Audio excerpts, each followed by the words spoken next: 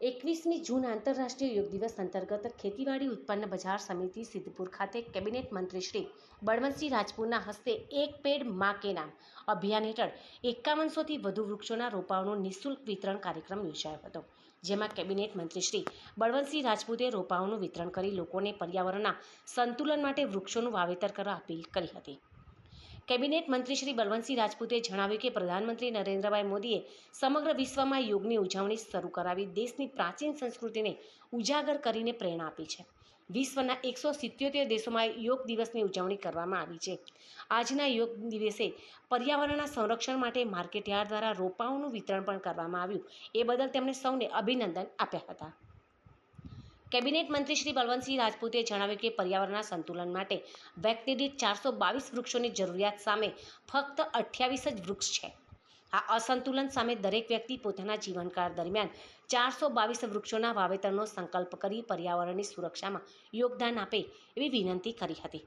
આ પ્રસંગે APMC સિદ્ધપુરના chairman Shri Vishnubhai Patel, નગરપાલિકા પ્રમુખ શ્રીમતી અનિતાબહેન પટેલ તેમજ સેક્રેટરી શ્રી જસુભાઈ પટેલ, સિદ્ધપુર ખરીદ વેચાણ સંઘના ચેરમેન શ્રી પ્રહલાદભાઈ પટેલ તેમજ દૂધસાગર ડેરીના ડિરેક્ટર શ્રી રણજીતસિંહ સોલંકી સહિત માર્કેટયાર્ડના વેપારીઓ, સામાજિક રાજકીય અગ્રણીઓ સહિત મોટી સંખ્યામાં પર્યાવરણ પ્રેમીઓ પણ ઉપસ્થિત રહ્યા હતા। આજનો દિવસ 21મી જૂન એટલે યોગ દિવસ છે।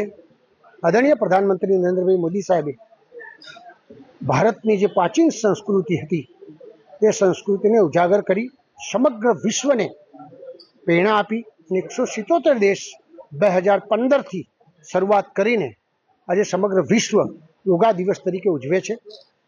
એના ભાગરૂપે સિદ્ધપુર માર્કેટયાર્ડે માં કે નામ એક પેડ ની શરૂઆત અનેક ફેર કરી છે। આજના આ સરસ દિવસે 5100 રોપા લાવીને સમગ્ર માર્કેટયાર્ડના વેપારીઓ, ખેડૂતો, આજુબાજુની સંસ્થાઓ, મારા બિલિયાના ભાઈઓ પણ અને માધ્યમ બનાવીને એ પ્રકારની અદ્ભુત વ્યવસ્થા જ્યારે કરી છે, ત્યારે મેં બધાને કીધું છે કે એક વ્યક્તિ દીઠ 422 આપણે છોડ જોવે, એના સામે આપણા 28 છે, તો આપણે બધા બેલેન્સ કરીએ અને એક વ્યક્તિ કમસે કમ 422 છોડનું એની જીવનની અંદર સંકલ્પ સાથે પૂર્ણ કરે એવી સૌને વિનંતી કરી છે। મને ખાતરી છે કે ચોક્કસપણે આ કાર્યક્રમ અને કાર્ય પૂર્ણ થશે।